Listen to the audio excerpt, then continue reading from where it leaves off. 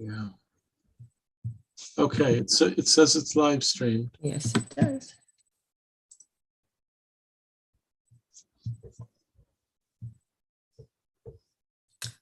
Okay.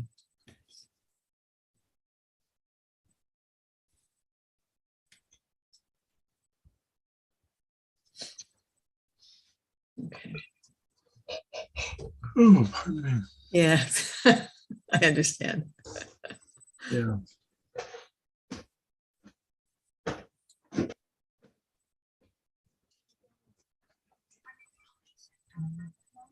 To remember to mute the second laptop.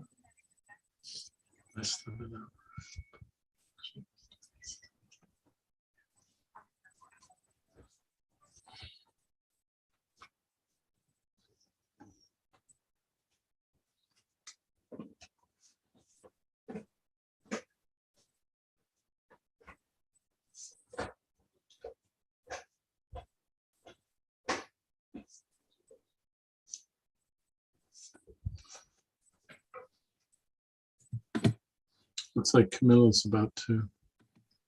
Yeah. Join. I bumped into Pat today, by the way. Oh, did you? How is she? Yeah, she's fine. She was just on her way somewhere as I walked by her house, and she looked fine. Asked to be remembered to everybody. I passed her on the street one day and I had to do a double take because I hadn't seen her in such a long time. Yeah, well, and COVID too. Yeah, yeah. I think COVID accelerated her cycling off. Maybe. It was just such a struggle, the Zoom Yeah. stuff, and I get it. Today I had a telemed meeting and I couldn't get, it was different software from Zoom, but it wouldn't work. Oh, The doctor couldn't see or hear me. So. oh dear. Yeah. Hello, Stephen. Good evening, everybody. Hi there. You're Like doing you. this just to goad us with the beautiful background that I'm seeing. I assume you're on your porch. Yeah, I couldn't resist. Yeah, well, It's so dry there aren't very should many you? mosquitoes. Yeah. Well, with any luck, we're done before they really descend. Hi, Camilla, Hi, good evening, everyone. Nice to Hi, see Camilla. you. and to You you. too. And Shane's I here. feel as like we well. get close to live meeting and then not quite yet, but I know you would prefer live meeting, and I would too. I'm very tired of Zoom. Hey, Shane. Hi. Good evening. Hey, how's it going, Tom? How's your trip? It was good. It was a hot summer there, though. Nice. Oh, Camilla, your parents must be also feeling. Yes, they are really burning up, and they have a beautiful garden, but everything is pretty much dead now, unfortunately. Oh. They had no rain for more than 2 months. Yeah. Wow. Temperatures above 90, 95. It's really Exactly unheard the of same. over there. That's- Every that's- year it's worse. It's really there's I think I shared this with Stephen the other day. The Rhine River is basically dry. I mean, there are points where Wow. no ship can get through. We actually drove across the Po, which is the biggest river in Italy, and that was a trickle compared to what it usually is. It's very worrisome. Our big lakes are drying out too in Hungary, the Balaton, and Right. and there is another one, Velence Lake, and they are all getting really swampy and just dry. Yeah. Yeah. Fish are dying. Roz and Dave are with us. Hello, Roz. I see Roz. I don't Oh, see maybe not Dave. Dave. I think Dave's absent tonight, right? You said he's on a, yeah. Okay. No, yeah, he's around if we need him. Okay, very well. Listen, why don't I go ahead? We are at full strength and our applicant is with us. So I'm going to go ahead and declare open this special meeting of the Design Review Board and Historic Preservation Commission of the Village of New Paltz. We are meeting August 15th, 2022, just a tick after 7 p.m., 7:02 by my clock. So meeting is open. we're going to go straight to item A, which is really the occasion for our meeting, which is to deliberate on HPC 2206, which is an application, I'm doing this for the record, is an application to demolish an existing shed and replace it with a slightly larger structure. So wonderful. I see that that's all been notarized. Thank you very much. David, and we have the posted signs. So we're all good for public hearing. Okay, terrific. So, Roz, what that means is that we can go to public hearing, which we'll do in a second. I just wanted to confirm a couple of things that were kind of loose ends from the last meeting. Based on your email, I think that the confusion over T1 siding is resolved, and we are now talking about 6-inch reveal clapboard textured product. Good, okay. And you made a decision about the windows, 2/2? Yeah. Okay, I think that's very much in the spirit of where we were trying to urge you to go. I think you won't regret that decision. And likewise with the gridless half-light double doors, I think that's just going to be a cleaner look that doesn't compete with fenestration in the main building. Is there, in the main house, is there any other change that we should be aware of? No, it's not a change. It's just a timeline thing. We had planned to get started on this work in September or October, and it's looking like we might have to push it out a little bit, which, you know, if winter starts, then that might look like spring, but we're trying our best to get started with it. But we have really difficult time finding just like plumbers. So okay, it doesn't make a difference, I think, for our permits process. We might have to get an extension from the town if we have to get started in spring, but otherwise no changes for the design. okay. Roz, you do have a slightly different yellow, I think, in this one. Is that right? We actually Golden Groves, that's the color we ended up going with.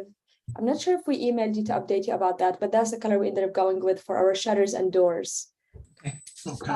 We had Golden Orchards or something like that, I think. yeah, 320. I forgot the name. Amarillo, I think. Amarillo.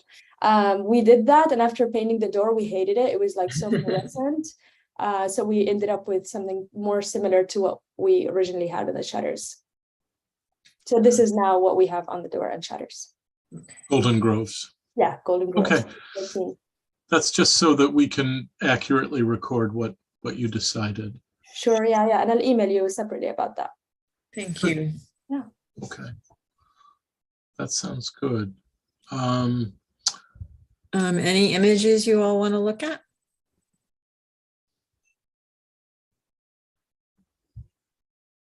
Colleagues, anything you wanted to zero in on? For me. Okay. Roz, I had just the briefest question. So in terms of sequencing, do you need the plumber before you dig the foundation? Is that? Yeah. I see. Okay. Yeah. So electricity can be done afterwards, but for plumbing, the roughing has to happen after excavation before pouring the foundation. Okay. And that's why it's been, otherwise we would just put the structure and then find a contractor to finish the work. But yeah, that's where we're at. Okay. Well, I mean, you know, there may be a surprise. Everybody's busy in the summer, and then suddenly people are begging for work in November. I know that our foundation went in, if it was late December or maybe even early January, which was pretty extraordinary because the ground was really pretty cold, but it wasn't totally frozen. So fingers crossed for that. Yeah, hoping for the best. Yeah. So colleagues, this would be our chance to ask any questions. We will open a public hearing as soon as that has been satisfied, but does anybody want more explanation or to make a comment?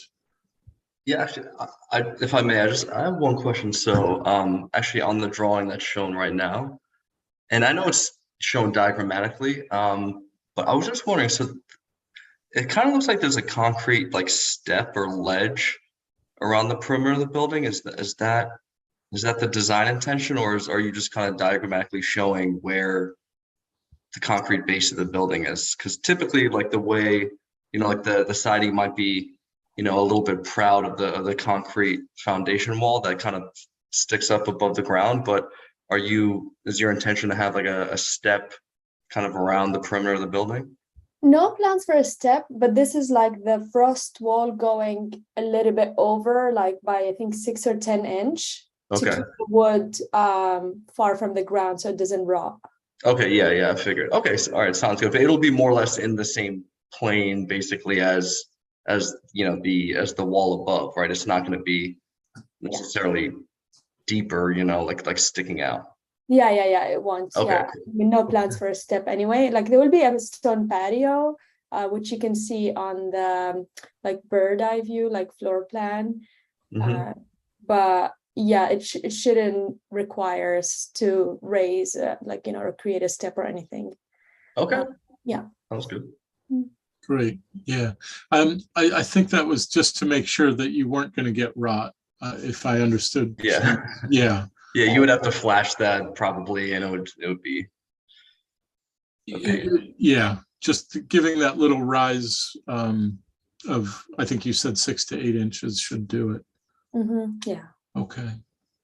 Camilla, do you have any comments or questions? No, I think it looks really great, and I'm really glad that the over two windows were possible at the end. Yeah. Tom was right. Grays were like, yep, sure. Like it's not a product that like is on the catalog, but it seems like anything is doable if you ask. Yeah, and I saw that those windows you can get simulated divided lights with those windows, which is great. So, and I think you called for those, right? The contour grids. So yeah, that's great. Yeah, that might be worth just spending a minute with Roz. We're actually working up some specific guidance on windows. And as Shane said, we're really trying to urge people to have profile on their muntins rather than a strip of plastic between glass, which always looks a little cheap and imitative. But Val, can you go to the spec sheet and we'll just confirm that we're remembering that right? I'm not sure we wrote anything about the contouring specifically of it, but I know the flat piece you're talking about, and I don't like that look at all. I agree with you, it looks cheap. So I definitely wouldn't want to get that style. I would like to get some sort of contouring. I mean, there's the ones that come inside and they have true divided lights. That's what we have right now in our windows. That would be great to actually get true divided light as opposed to the simulated, just because I think it looks not fake. Right, it's real. It's real, exactly. But if we can't get that, then at least I would like to get similar protruding kind of style and not the flat thing. Yeah, that's great. The generic term for that is simulated divided light. So when you're talking with Grace, also Roz, assuming that this is approved, you can always come back to us for those nuances. For sure. Yeah, thank you. Yeah. Of course. Steve, have you any comments or questions? Just that, Roz, the revisions that you've made streamline things, and I think they're all improvements. And I think this is it looks fine. Thank you. Very good. I love that we have I feel like a free design board. If I had an architect that I need to pay for each consultation like this, I'd be broke by now. So appreciate all your recommendations. Thank you. That's the idea, definitely. Great. Well, colleagues, I'm not hearing any other questions or observations. So is there a motion to open public hearing? I move to open public hearing. Moved by Camilla. I Second, see a hand by Steve first, seconded, I guess, by Stephen. All those in favor of opening public hearing? Okay. Aye. So I'm at this point calling for comments from the public. I don't see anybody on the call, but maybe there's somebody. Yep, On nothing YouTube? on the live stream. Okay. Great. Well, given that there's nobody from the public, I think you did a good job of notifying neighbors. Colleagues, there's no comment from the public. Is there a motion to close public hearing?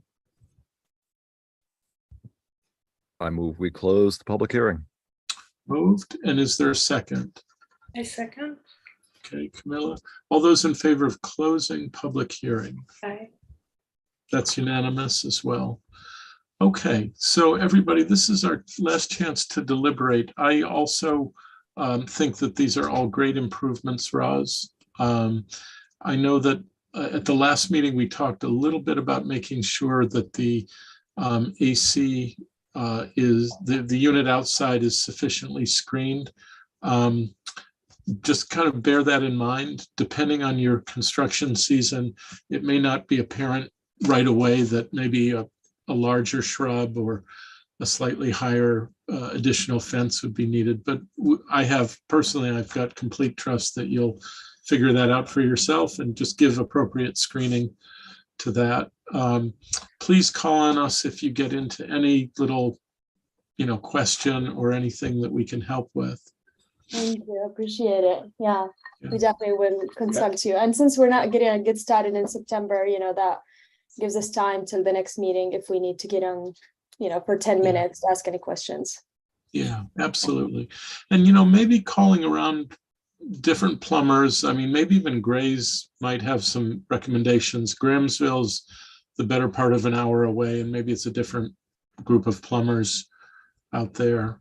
Yeah, I also asked them, and we're trying.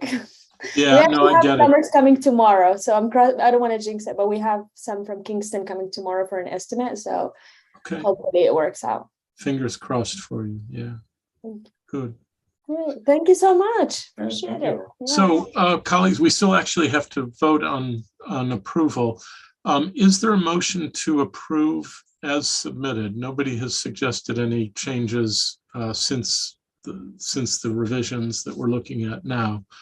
So I believe that we are talking about an application with no amendments on our part. So is there a motion to approve as submitted? I move. Oh, I think I heard Steve first and Yes. saw Camilla second. So we've got a first and a second. All those in favor of approval as submitted? Okay. Roz, that's unanimous, Roz and Dave. So you have your approval. Val will report that to the building department and copy you. And that'll happen tonight. And we're just awfully pleased for you. Please call on us, let us know what we can do to help. And we'll just wait and watch. Thank you. We appreciate you so much. Yeah, you all have been so helpful throughout this process. Well, thanks. I wish one of us were a plumber, but it doesn't work that way. Something to keep an eye out for with future committee joining. Yes, right. Or just, learn the trade. Yeah, right. But, it's probably a pretty routine job once the plumber gets to it. So fingers crossed. Yeah, we'll keep you in the loop in a non-formal capacity, I guess, non-approval capacity. We should be like, hey, we got a plumber. That's what we do. Yeah, and Corey definitely has been very helpful as well, and pointed us in the right direction as far as the rest of the process. So I think from here we know where to go next. So yeah, feeling pretty confident in moving through the process. That sounds great. If you'd like to be in touch, Roz, I can just off the meeting. I was happy with a local electrician that I've recommended to some other people. So if you have that need, maybe just privately, I can share what I know. Great, thank you so much. Yeah, I think we have a few names from the last time we came and saw your garage. So we're Oh, okay. Maybe Yeah. we already did that. yeah, we're check. Yeah. Okay. Well, terrific. Good luck with it and have a great late summer. Yeah, you Alright, too. I so- appreciate you. Thank you for calling the special meeting. Good luck with the project. Yeah. Thank Good you. luck. All right. See you soon. Thanks to Bye. both of you. Thank The you. best. Good night. Good night. Everybody, that's great. Thank you all for your input. I think at the end of the day, that's a pretty significant change to Huguenot Street. And I think kind of illustrates the value of our commission, right? Just getting some of those nuances in line helps. It could really look awful. I mean, if care were not taken. I mean, it's Yeah. there on the side of the lawn, and their plan really makes it look nice. Yeah, I agree. And I think our input, helped with a number of details.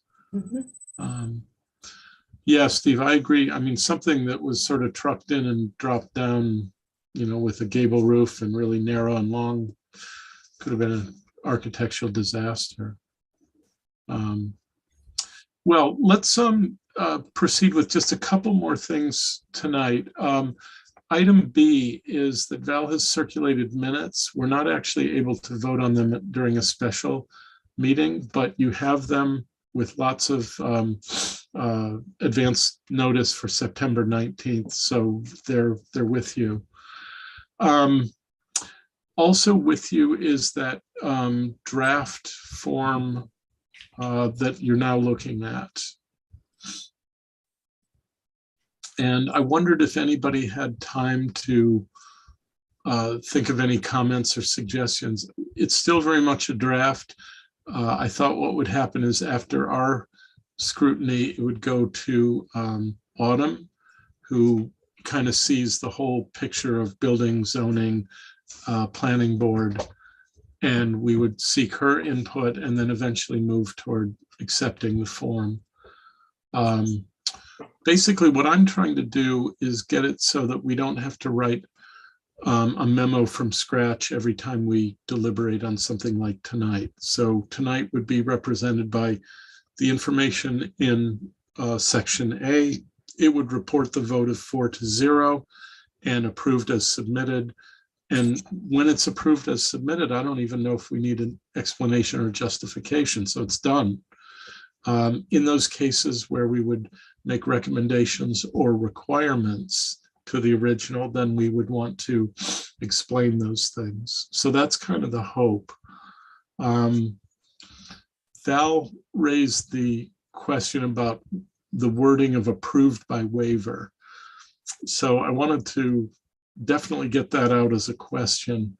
What I was also trying to do is create some kind of paper trail if we waive something like a like-for-like roofing replacement. I think that we should have a standard way of reporting that waiver. I'm not sure if approved by waiver is the right wording. I know, Val, you didn't like that wording. Well, my understanding of what a waiver is that you're basically foregoing a responsibility or a right to review and saying the review isn't necessary, but there's not really an approval per se associated with that. You're just saying we don't see a need to review this, even though that's our purview to do. Could that be a conditional approval? I mean, or just is there a word that modifies approval enough? Approved by waiver. I mean, we could just use the word waived. Review waived, maybe. Review waived. Yeah. That okay to proceed, something like that. Yeah, so you're thinking the way I was thinking when I drafted this, which is, as a client, I would like to have this piece of paper that says they said that I can go ahead. So review waived would be fine. And then something that sort of authorizes action, authorizes the project to move forward. Yeah. Shane, do you have any experience like filling out similar forms or getting, I guess you wouldn't fill them out, but having them sent back to you? Is there a phrase that better expresses what we're trying to do here? I'm trying to think like when we review shop drawings, there's similar language like approved as submitted, approved with the following changes. revise and resubmit, and all those different ones. But there actually isn't at least in our template, there isn't a standard like approved, like there isn't something similar. So I'm trying to think of what the right wording might be, and I'm struggling with it right now. I'm also, as you were speaking, I was realizing that there's also a logical inconsistency because we would not be voting on a waiver, right? So Yeah. that actually doesn't belong in B. It maybe belongs elsewhere.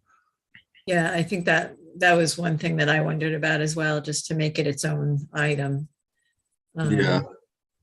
Yeah, I think that might make sense. I mean, I think we do have to at some point, we have to get into the weeds about how waivers are granted. It's been a little bit, I wouldn't say casual, but the reporting has been sort of casual. When somebody contacts me and says, I want to change my roof, and I email back and say, is it the same color? And they say yes. And then I say, it's waived. Just let us know what product you use. I'm comfortable doing it in cases like that, but I'd also like to see us move to waive things like air conditioning units that are placed where we ask them to be placed, so that we don't have to tie up clients and our time deciding on something that's obviously going to be okay. But maybe at that point, it would be good if two of us looked at the thing, some kind of process. I don't know that process has to be explained here, but I think we should be a little more systematic about how waivers get granted, especially if we're going to be more generous with them. Yeah, and maybe there should be like a space to explain why, the waiver was granted, or, like Right. Yeah. in the example you just gave, if we determine that the roofing material is similar enough, then, that could be the explanation of the waiver. Right. So if we make it its own item, we should still include an explanation justification with it. And maybe we even have some, a few sort of standard checklists, like for like replacement or something like that. That would. Yeah, exactly. And also just to set the parameters of like, what the waiver assumes. And if it goes beyond that, then it might trigger, a review. Yeah. I like that. This might also be the place to kind of collect or request the details about the materials, because that's another thing that sometimes slips through the cracks, even with like for like.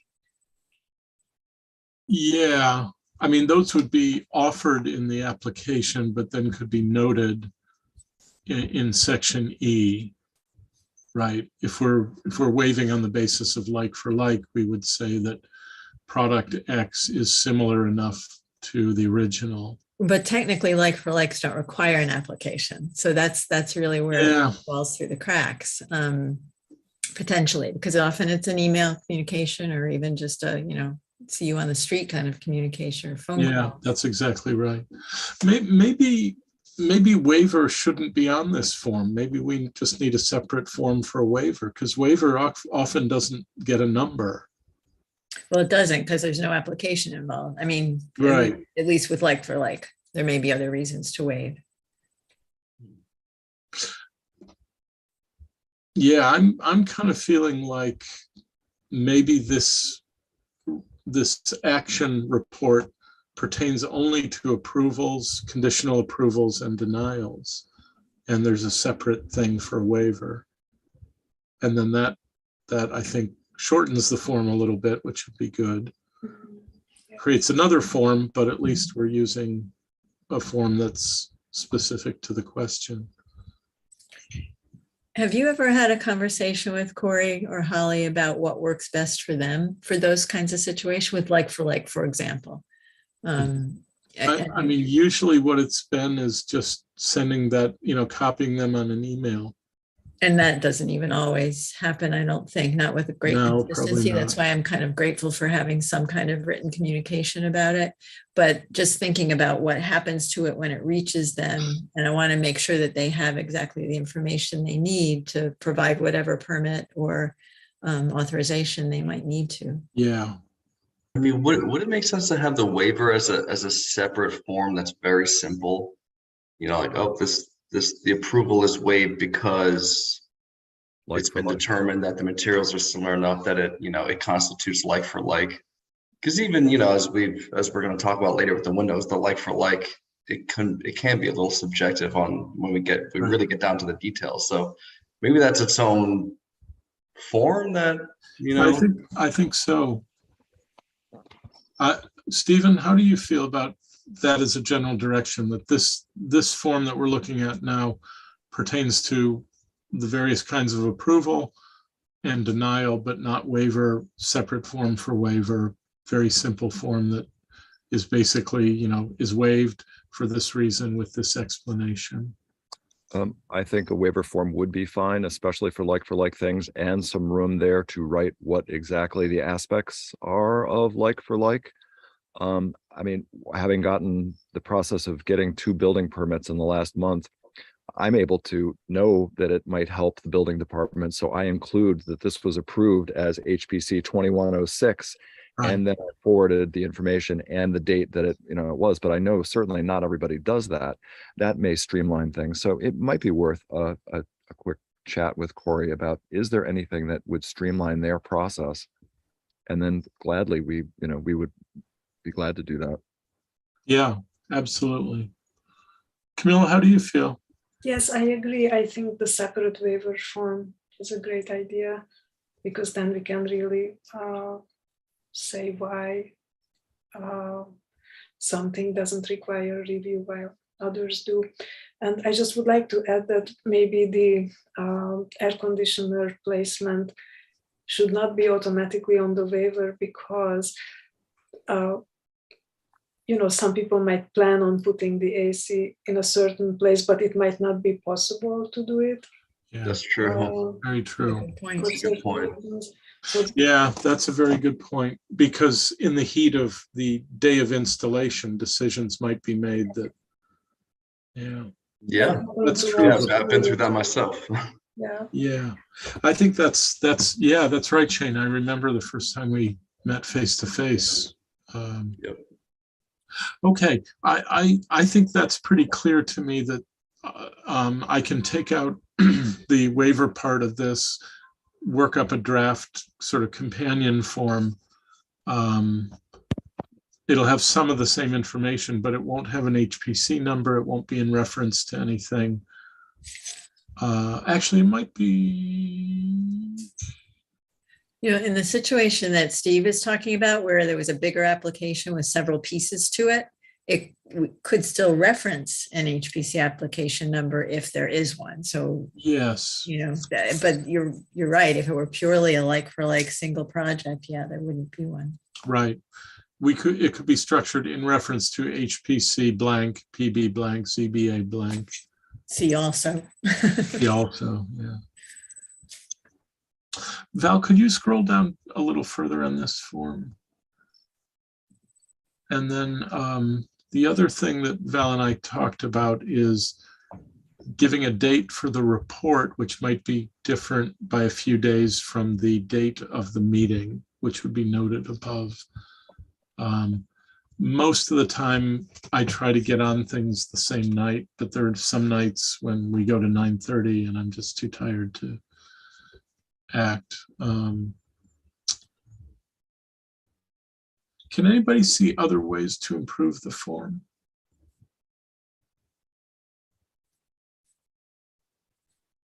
Okay. So how about this? I will work up a companion piece, send it around with the hopes that maybe in the next week to 10 days, we can send both of them to the building department, to Autumn, to John Litton, and just ask for their input, given that everybody kind of benefits and will participate in this. And then maybe we'll have some, if all goes well, we'll know September 19th what that input is, and we can deliberate. sounds good. Sound good? Yes. Okay. Thanks for those ideas. That's good. let's see, Val, you actually are closer to that ZB meeting, but they basically deferred a vote on the setback that they're asking for at 184. Correct. It So- was only a 5-foot setback variance, but the committee was not completely, the board was not completely convinced that it was necessary. So they asked the group to go back and take a look at the design and see if there was a way to make some adjustments so that there would be no need for a variance. And so they're meeting again in September. I can't remember the exact date, but it's supposed to be back on the agenda there. Okay. We'll keep an eye on that. I mean, you know, if they end up changing the design, we may have a roll again. Yeah, is more likely to be probably a reduction in the footprint a little bit. And maybe in the parking lot, that was the other issue, was the size of the parking lot. Maybe there would be a way to adjust that, and then there would be no need for the variance. Because I think the parking lot extends a little beyond the back of the building. As I recall, that's right. So anyway, the parking lot was definitely an issue in the size of it and the possibility of reducing the size so that the variance wouldn't be necessary. Got it. Stephen, how about a brief report on the Ann Oliver initiative? I will be doing that in the next 2 weeks. I'd like to get that drafted and submitted at least to you for review by when I leave on August 31st. So Essie's kind of hard to get in touch with, so I'm just going to work on this, and then there will be plenty of time for other additions to it. Sounds great. And Stephen, I think I'm remembering right. You're not back by September 19th, right? We actually are coming back on the 19th from Milan, so I'm not exactly sure when that will be. If I can get to the meeting, I certainly will. Okay. Okay, that's worth remembering. Partly not in your hands, right? At United Airlines, and we're arranging to be conveyed from Newark Airport back home. So that's one less worry. Good. Good. Shane, how about a quick report on where we are with the window replacement fact sheet? Yes, so I received pricing. Well, basically, I reached out to Builders First Source in Tilson and Williams Lumber in what's the closest one? I forget. High Falls. High Falls, that's right. So basically, I asked them for pricing. You know, I'm trying to get for all of us an understanding of the price differences between every type of window that's like locally available or can be, you know, sourced by a local lumber yard that offers SDLs. And so I'm trying to hopefully get to an understanding of like what, I guess, the lowest, least expensive level of window that offers an SDL that we would be comfortable approving. And then from there, you know, like different tiers, like depending on, you know, how much money the owners would like to spend. So Tom, you had reached out to some local architects, and you had asked about, you know, SDL windows or windows that offer SDLs that they like. And I had included those windows in the pricing that I had received. And so yeah, it's definitely helpful information. I basically just asked for a price for a 3 foot wide by 5 foot tall double hung window from each of those different standard options. And it's definitely helpful information. I mean, it looks like, you know, you could spend as little as $600, a little less than that, on a 3 foot wide by 5 foot tall double hung window, a vinyl window that has, you know, quote unquote SDLs, which is interesting because even like the definition of SDL from manufacturer to manufacturer actually varies. Like, for example, like the SDL that Marvin has, you can choose an option that has a spacer bar, which Anderson Windows considers the SDL with the spacer bar. They consider that a true divided light, even though it's actually not separate pieces of glass, but that's their terminology. So anyway, sifting through that information, it seems to me that the lowest level of, or at least the least expensive, SDL type window that offers the exterior grids with the spacer bar is the Anderson 100 series. And then, going up from there, there's all kinds of options depending on, how much money you want to spend. And to me, everything beyond that threshold is acceptable.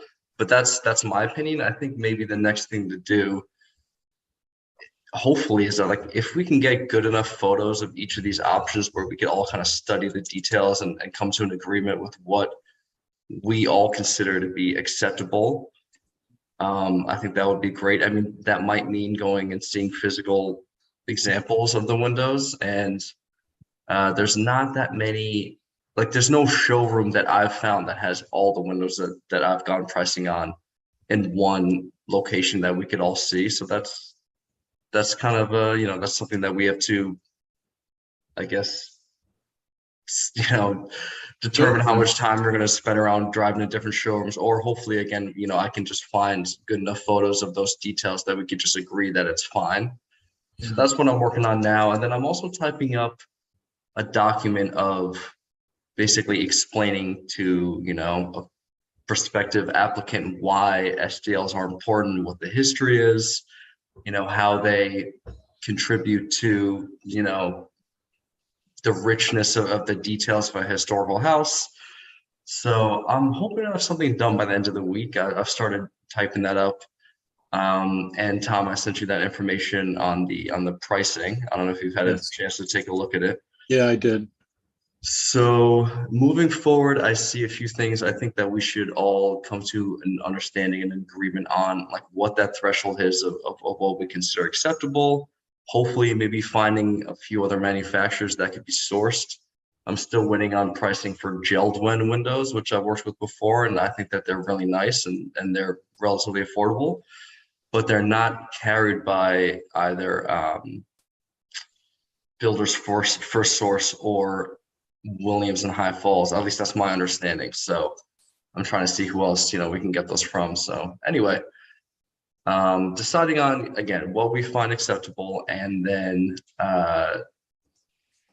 typing up this document about, like, why it's important, and just kind of helping guide someone who's going through this process who may know nothing about windows, how to decide, and what their options are. So that's what I hope to achieve with this. Great. It sounds absolutely great. I love every detail of this, Shane. Okay, great. I mean, I actually start to have these kind of grand ideas that we could start to develop a series of, like, fact sheets, or we can call them what we want, briefs. And I think that historic colors, Camilla, could be another one where we just kind of give the rationale, give a couple of manufacturers and some hints about, where you start looking. And, that can be an ongoing thing. I mean, what we're thinking about for windows probably has an application for doors as well.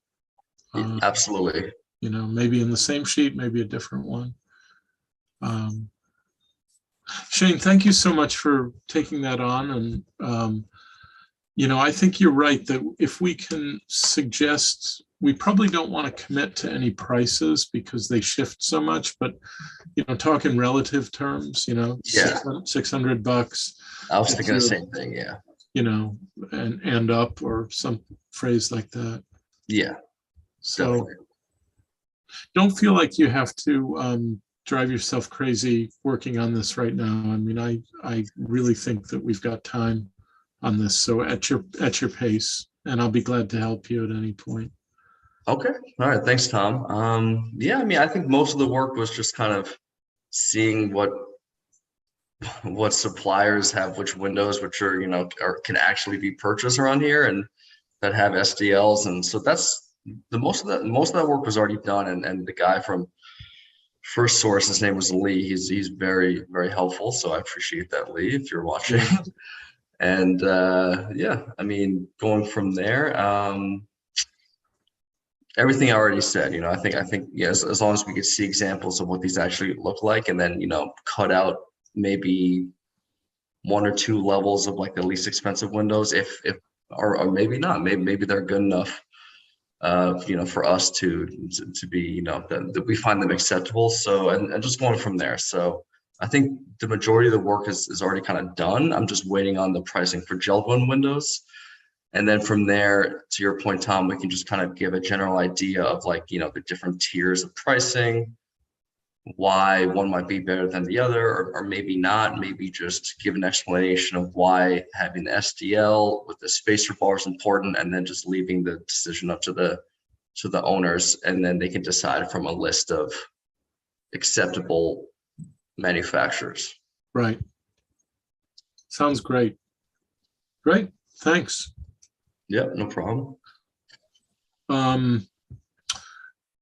CLG annual report has been submitted. Many thanks to you, Val, for putting a lot of the final touches on that. That keeps us in good stead with SHPO, and isn't particularly hard to do. Val, do you want to report on 174 Huguenot Street, since it's kind of close to home? It is home. My landlord had intentions to refresh the paint. So the idea originally was like for like, and with a primer got put on, and she decided she likes a white house. So the idea now is to go ahead and paint it white and add shutters to it painted dark green. So the shutters are a new feature. Otherwise it would just be a color change, but the shutters are being added. Has she made a decision about shutters? Style or color? Well, material. I'm assuming vinyl. I know she has not selected them yet. So I don't know what she's looking for, honestly, but I can certainly ask if she's got details that she's checking. I mean, I raise that because there too, there's some pretty bad ones out there that will never look good no matter what you paint them. And there's, a grade that dignifies a house. I sort of have manufacturer names. I'd have to look in some of my home repair mags, but if I can be of help, I will. Okay. Jen, how about you? Have you got any line on better than average shutters? Honestly, no. No, I don't, unfortunately. I've only ever worked with them being custom made by the contractor. So I don't know of any companies that makes them as, standard options, to be honest, but I can look into it. Well, I can do that too, Val. Why don't you find out where she is, Val, and then we can. Okay, we'll do. Okay. Other business, a couple of things on my mind. One is I received an email from Bill Rhodes. Shane, I don't know if you know Bill. Bill is emeritus faculty at the college. He's an art historian with a deep specialization in local architecture. One of the area experts. He sent me a brief email concerned that the box factory on Water Street should be preserved. Yeah. This is the project that we're going to be hearing about next month from the architect. I wrote back to say I don't know if we're in a place where that building can be preserved, but I just wanted to share with you that he had that concern, and maybe that just helps us look at how this project is presented to us. My sense is that the box factory is so old and unstable that there's probably no reasonable use for it in the future. And I know that we're going to be seeing an application for a small scale hotel that, as far as I know, will make no use of the structure. But that I just wanted to report that. Bill's been one of our most ardent supporters and helpers over the years, and his thinking matters to me. So that's one thing to be continued next month. Number two is basically, Steve, just asking if there might be time either this week or next to get over to Riften and maybe pull off that sign, or do we prefer to wait until you're back from Europe? I think you're muted, Steve. Depending on the painting schedule, I'm not leaving until the 31st, so I can certainly make time, probably next week, or yeah, but yes, certainly I can schedule something and we'll get there and get it off. Camilla, how do you feel if you were to have the sign, say, next week? That should be fine. I will get the supplies, and Okay. I don't see any issue Okay. on the sign. And I think I can do this. I can do the wire brushing as I did last time. Steve, why don't we connect on that later? Does anyone have any other business? Did you want to look at the map that Shane Oh, provided? yes, please. Sorry, Shane, I didn't even see that email. I was not on email since like 2 this afternoon. Well, first of all, sorry that it took me so long to revise this. I just want to preface with that. But I had a question for you, Tom. If you could see near the library, there's that one white chunk that's kind of sandwiched between the existing zone and the new district. I think Is I'm it seeing this it. one, Shane? Yes, exactly. So that's the parking lot for the library, and it was not included in the previous zone, at least according to the map that I had seen that you sent me, Tom. And it doesn't really it seems like it has its own lot number on tax maps, but it's not like listed. So it seems to me like it should be part of the historic district, even though it's not maybe a buildable lot right now. Or I mean, if it is in the future, then I feel like it should be under the same jurisdiction as all the Yeah, I neighborhood think lots. this was not the section I was thinking of when Val mentioned it before the meeting. Shane, would it be easy enough just to pull that line out and include? Oh yeah, I can do that right after this meeting. Yeah, I think that's what we should do. And then on the strength of that revision, I can present it to the mayor and make sure that he is okay with it. Okay, great. Yeah. Val, for your information, the lot that I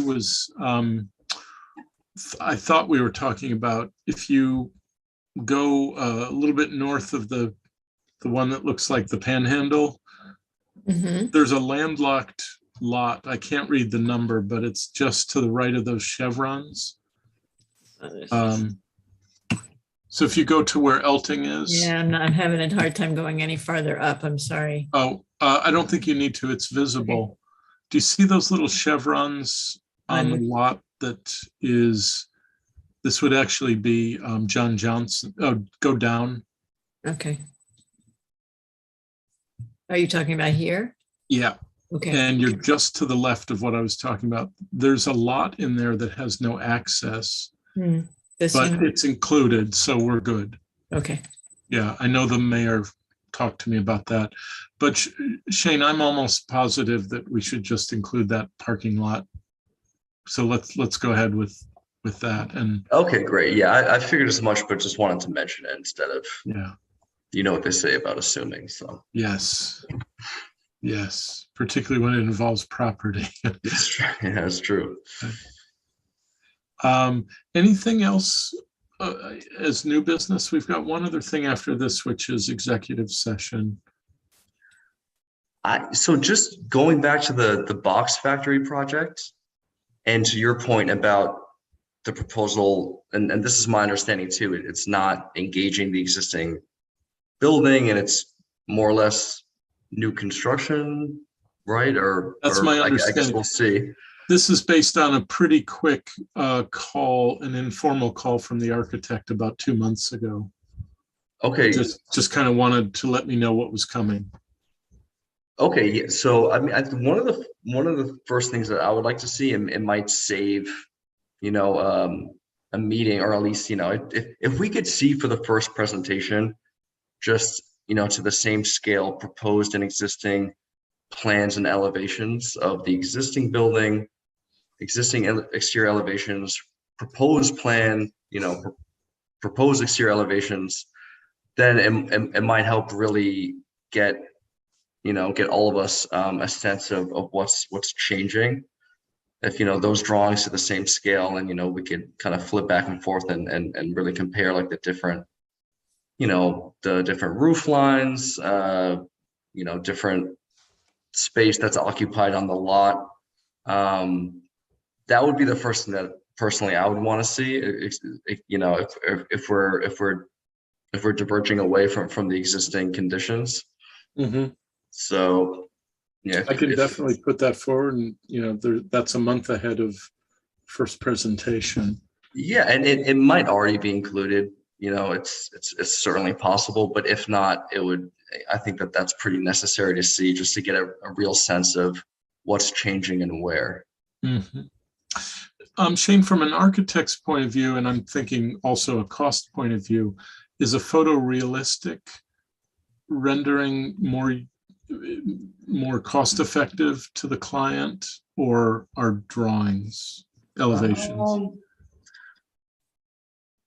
Well, that's a good question. So a photorealistic rendering that could be taken from the same angle and lighting conditions as an existing photo is really helpful. But personally, I feel like elevations and drawings is like the most accurate way to really see the changes. And I'm assuming that the architect had surveyed the existing conditions and probably already has the exterior elevations and plans drawn. I mean, hopefully. So it kind of depends on where they're at with that work already. It might be a little early to ask for a rendering, especially if we're going to suggest any changes. Like you want to minimize the amount of rendering that happens, just because it's costly and time effective. It costs a lot of time. Right. So personally, I think like just plans and elevations of the same scale, like is the best way to see, like what's there, what's changing, and personally, I feel like that's best. I'm looking at the planning board's files, and there is a folder for 11 Water Street. The application number is PB 2210. There's not a lot in there yet. Looks like a general site plan and a little bit of sort of interior space configuration, but no elevations. Okay. But it's public files, so okay. You can just go to the planning board's website. You'll see a link to folders for the applications for 2022. Okay, thanks, Val. I'll take a look at that. Shane, that's excellent advice. How about if we do this, Shane, can you take a peek and see what's there, and then just confirm what you think would be most helpful to us? Yeah, sure thing. That would be great. Okay. Any other new business? Okay. How about a motion to enter executive session with the understanding that we would close the meeting at the close of the executive session? I move to enter executive session. So we have moved and seconded by Stephen. All those in favor, it looks like we're all in favor. Okay, let's give Val just